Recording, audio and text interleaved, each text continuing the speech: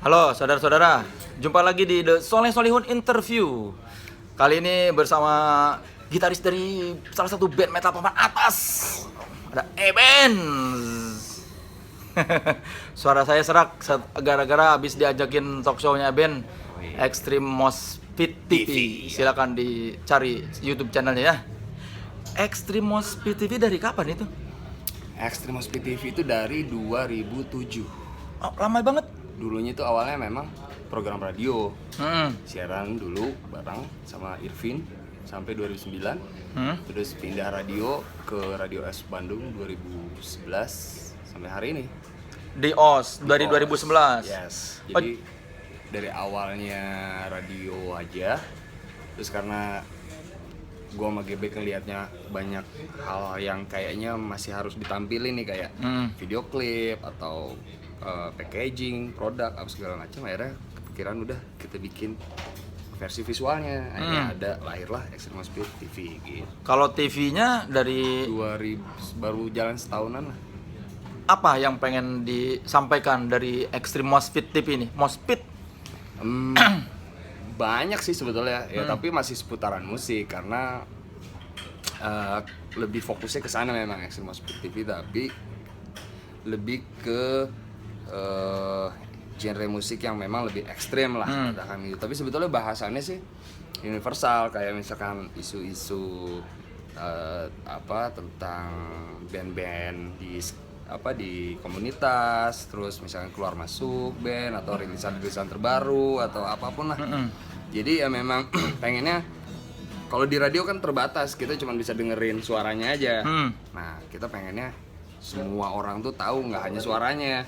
Kita tuh pengennya produknya, covernya kayak apa, packagingnya kayak apa gitu, biar Indonesia nih komunitasnya tambah pinter lah gitu. Oh, ada sisi edukasi musiknya ya? Ya, tapi disampaikan dengan cara yang ringan lah gitu.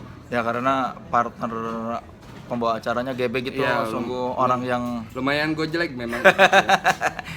Yang bikin lu suka sama musik apa sih? Apa ya, gue dari kecil memang sudah akrab dengan yang namanya musik gitu. Keluarga gue teh pendengar musik banget gitu. Bokap gue banyak koleksi album-album band-band Indonesia gitu, dari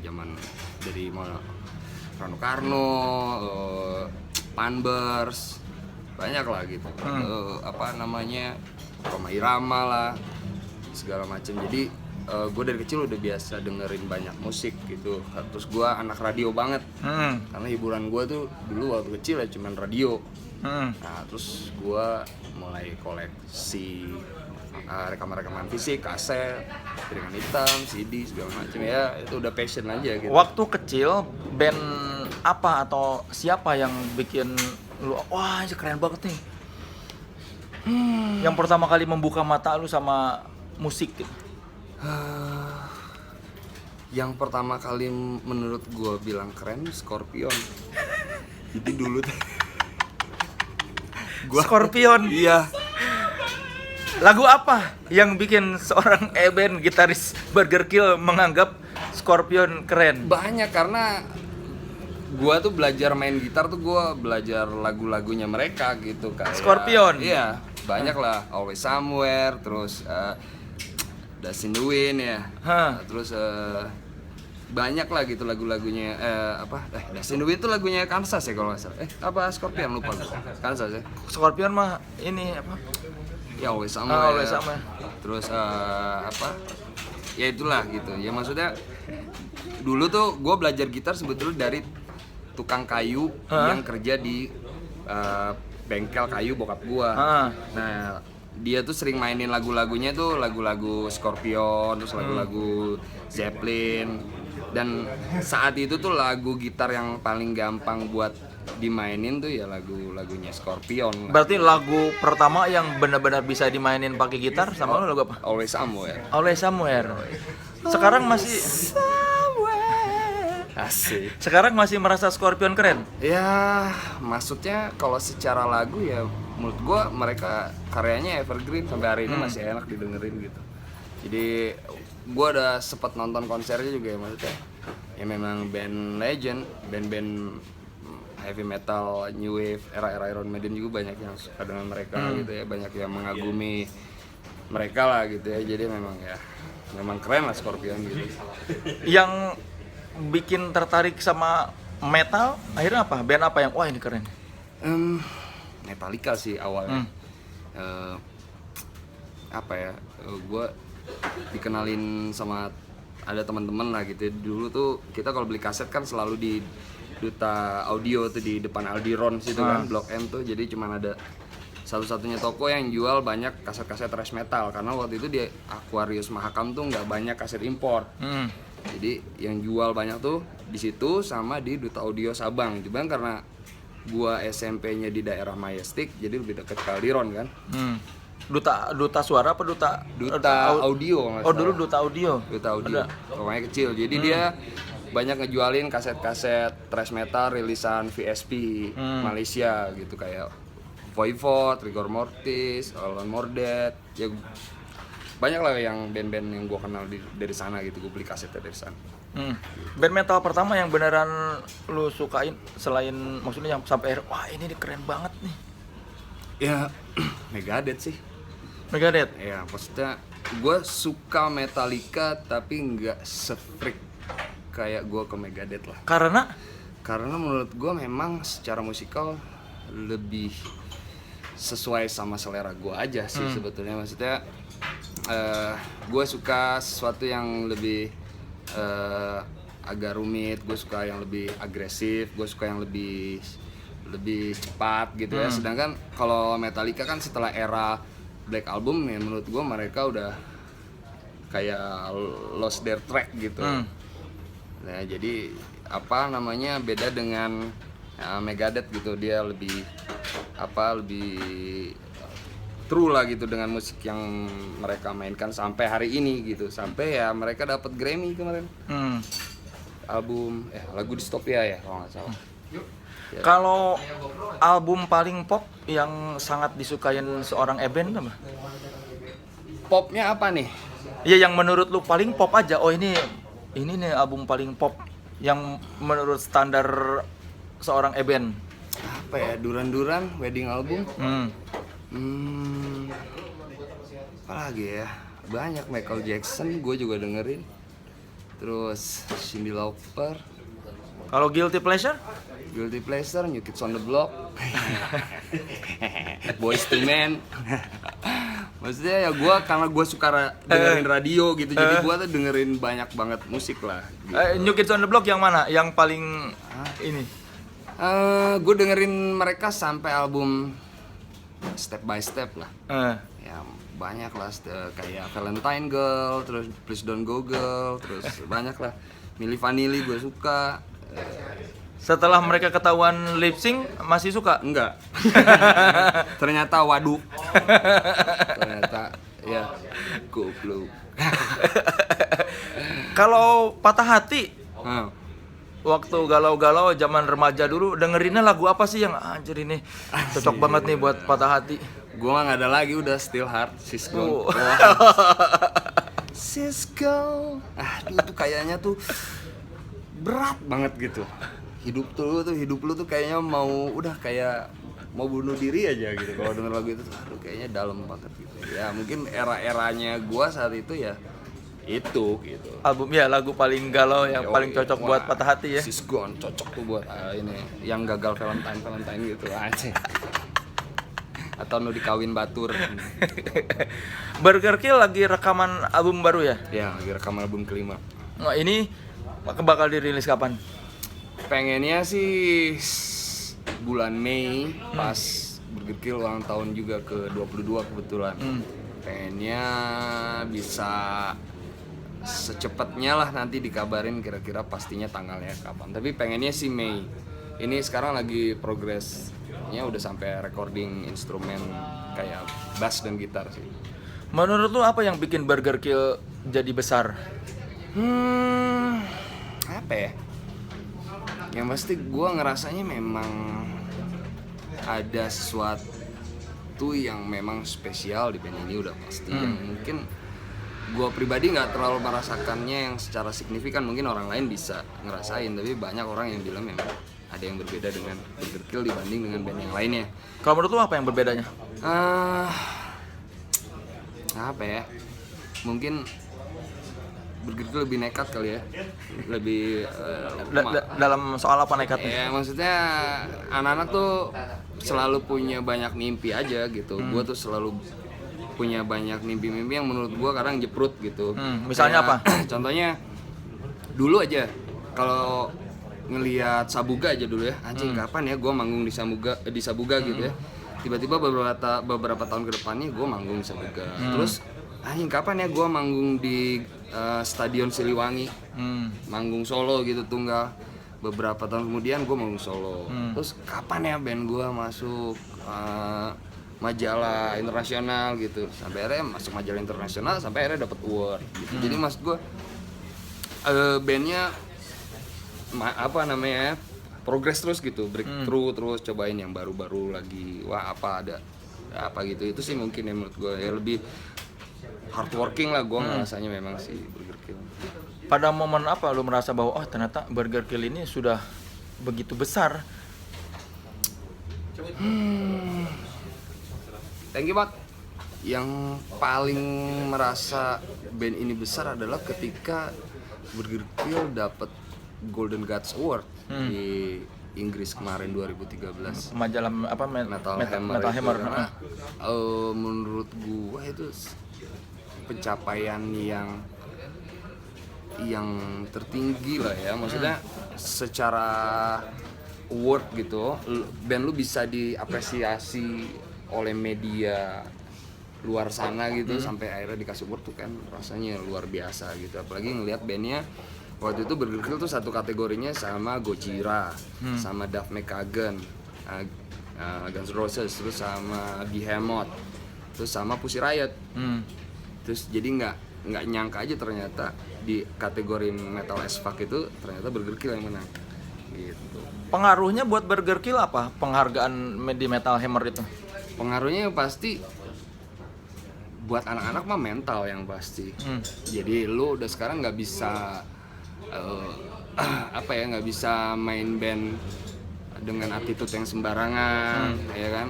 Lu udah jadi kayak contoh banyak orang gitu ya kan. Anak-anak sekarang udah jadi tokoh-tokoh gitu ya, Agung ya, Vicky ya, gua gitu, maksudnya ya secara mental otomatis nggak boleh jadi sembarangan lagi, harus ya lebih lebih hati-hati lah gitu ya. Kalau dulu gimana misalnya? Nggak hati-hatinya gimana? Maksudnya kan kalau dulu mah lebih cuek aja, lebih maksudnya kayak di media sosial apalah segala macam gitu. Nah sekarang ketika Burger Kill dapat award itu betul-betul jadi sebuah berita besar bagi kita, terutama di kayak lingkungan keluarga segala macam. Ponakan-ponakan gua udah pada dengerin Burger Kill gitu ya kan. Anak gua juga udah mulai dengerin Burger Kill. Jadi sekarang jadi ya gitu aja, lebih hati-hati aja gitu. Jadi nggak seselebor dulu gitu. Yes, gitulah kira-kira. Jadi sekarang Burger Kill itu metal yang bertanggung jawab itu. ya maksudnya masuknya udah era ketika lu hidup lu udah harus berkeluarga, udah harus segala macam. Anak-anak sekarang udah kawin semua ya kan, udah punya anak segala macam. Mindset terus jiwa kebapaannya udah mulai timbul gitu. Jadi ketika dikasih kesempatan buat bikin karya tuh pasti pengennya wah ini harus keren, ini anak gua harus suka, ini lagunya harus gini, harus ada pesannya, harus ada gitulah. Kalau dulu kan anjing yang penting mah tarik gitu. Nah sekarang tuh nggak gitu lebih. Tapi jadinya bermusiknya masih menyenangkan nggak atau malah jadi kayak sebetulnya sih fun aja gitu. Maksudnya cuman malah menarik karena akhirnya lu harus coba sesuatu yang baru ya kan. Dan menurut gue itu malah menarik, jadi nggak stagnan gitu. Musik lu ya, lirik lu ya, beat lu sendiri gitu. Ketika lu harus dihadapi dengan challenge baru ya akhirnya lu kan harus cari solusi atau cari way out, gimana caranya biar tetap tight, biar tetap sangar, biar tetap diterima well, tapi dengan ramuan yang baru yang belum pernah dibikin sebelumnya gitu. Ya jadi sekarang bikin karya tuh lebih apa, jadi ada pertimbangan mikirin pendapat orang lain gitu. Eh, Secara lirik ya. Heeh. Tapi kalau musik sih enggak. Kalau musik sih ya ngalir aja gitu. Cuma kalau secara lirik ya gitu. Pengennya enggak, ya pengennya ada value-nya lah musiknya si Burger Kill. Kalau dulu mah bikin lirik ininya aja, maksudnya ya kalaupun kasar atau apa biarin itu.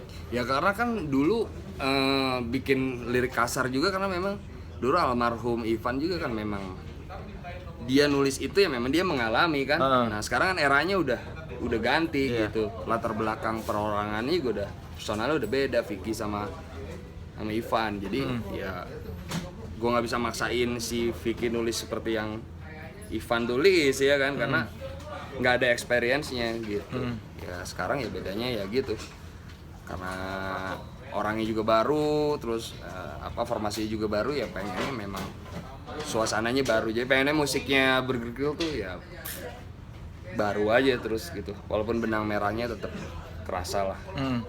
Paling muda fans yang pernah datang ke Burger Kill umur berapa tuh yang ternyata Banyak ya yang ikutan kompetisi drumnya Burger Kill aja, ada yang umur 6 tahun kalau nggak salah. audisi ikutan 6 tahun? Waktu lomba, bukan audisi, lomba drum Only the Strong itu, ada yang ngirim umurnya kalau nggak salah 6 tahun. Jadi itu dia, makanya kita banyak ngeliat itu gitu ya. Ternyata musik metal tuh sekarang yang konsumsi bukan hanya anak-anak muda aja, ternyata udah regenerasi terus ke bawah. Apalagi bandnya sekarang 22 tahun, berarti udah 2 dekade, udah 2 generasi lah gitu kan. Ya gitulah, tapi ya seru. Maksudnya kalau kayak di Geekis juga kadang banyak orang-orang tua yang datang sama anaknya pakai kaos Burger Kill, terus datang ke backstage pengen foto sama anak Burger Kill gitu. Di umur yang sekarang fisik sudah lebih lemah nggak dibandingkan dulu? Iya, Apalagi kan kalau ya manggung kan harus muter-muterin kepala, yang nonton aja dipegal banget. Nah itu, kadang akhirnya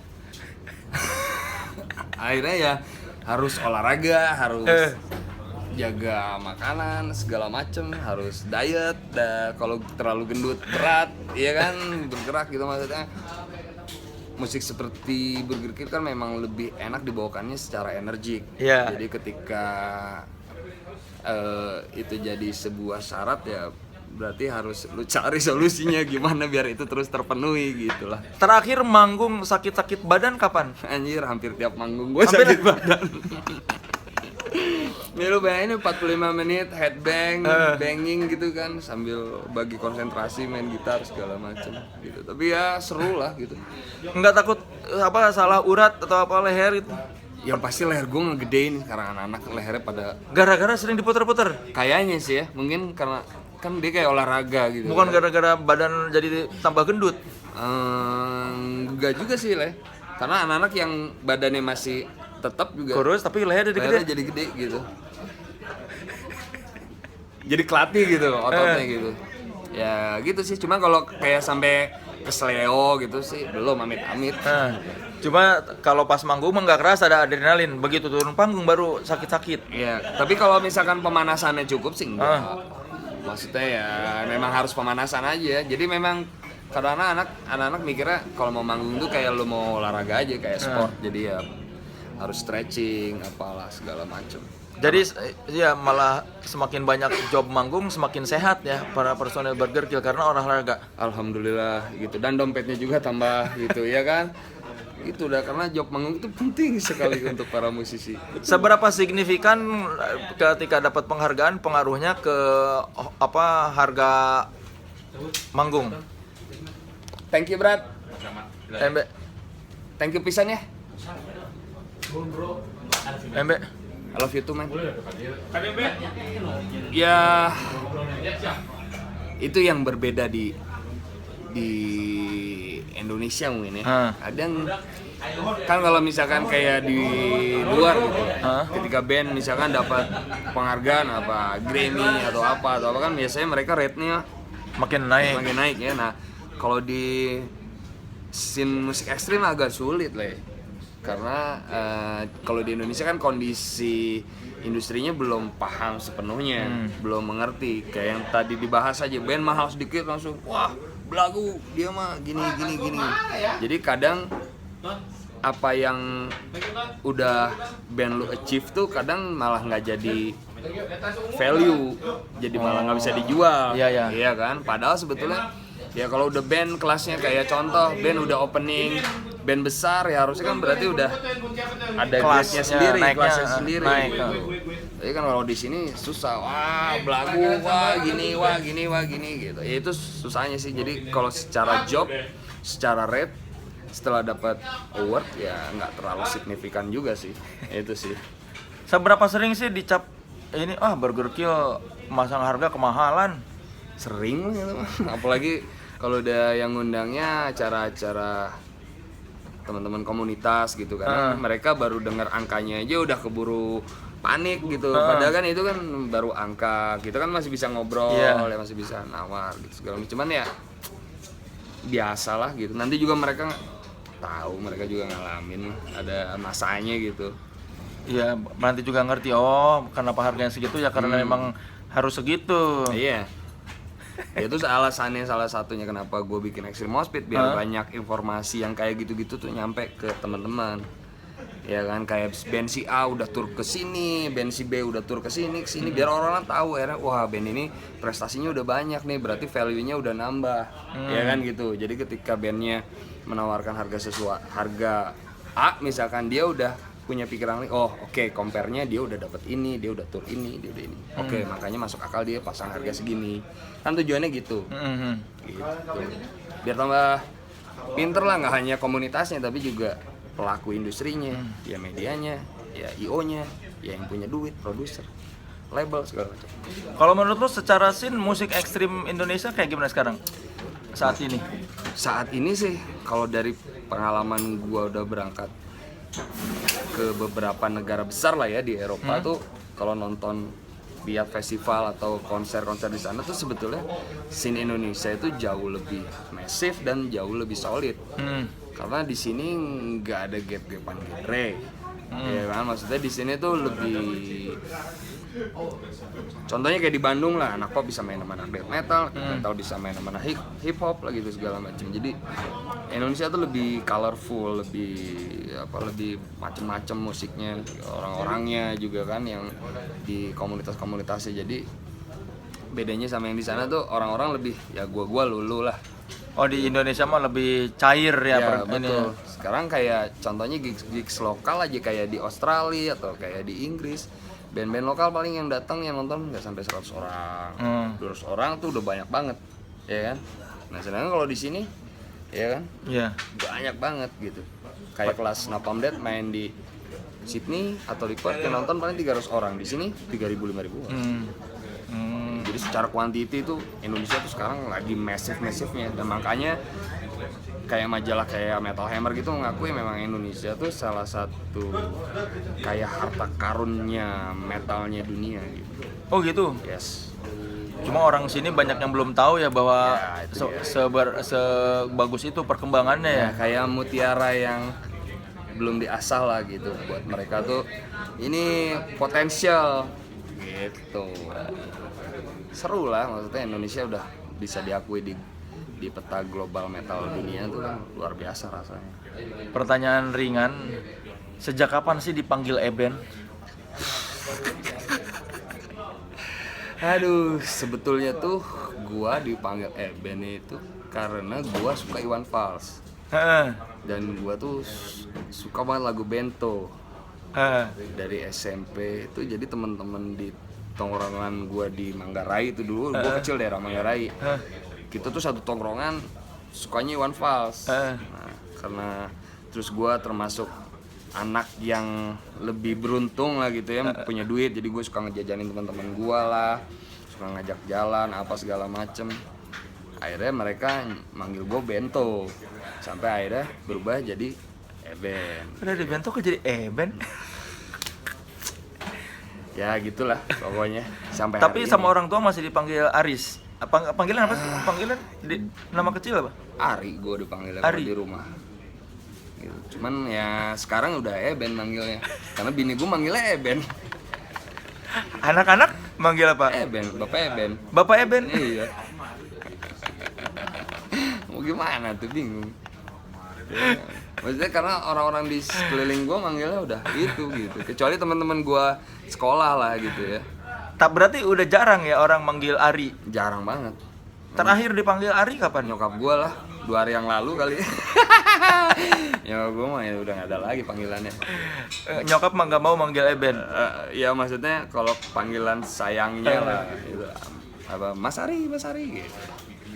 Tapi lu nyaman dipanggil Eben. Sebetulnya batin lu bahagia nggak sih dipanggil Eben? Bahagia. Maksudnya ya senang aja punya nickname gitu. Tapi lu merasa itu nama keren, nama Eben itu? Enggak juga sih. Makanya suka gua rubah-rubah jadi True Mega Band biar kedengeran lebih. Waktu ke Inggris, lu mengenalkan diri sebagai siapa di situ? Ari apa Eben? Eben. Tapi mereka karena ngeliat nama gua jadi manggilnya E-Bands. Jadi orang-orang majalah Metal Hammer tuh taunya E-Bands from Burger Kill. Yeah, E-Bands from Burger Kill. Whatever, man. Aduh, kacau. Soalnya thank you ya.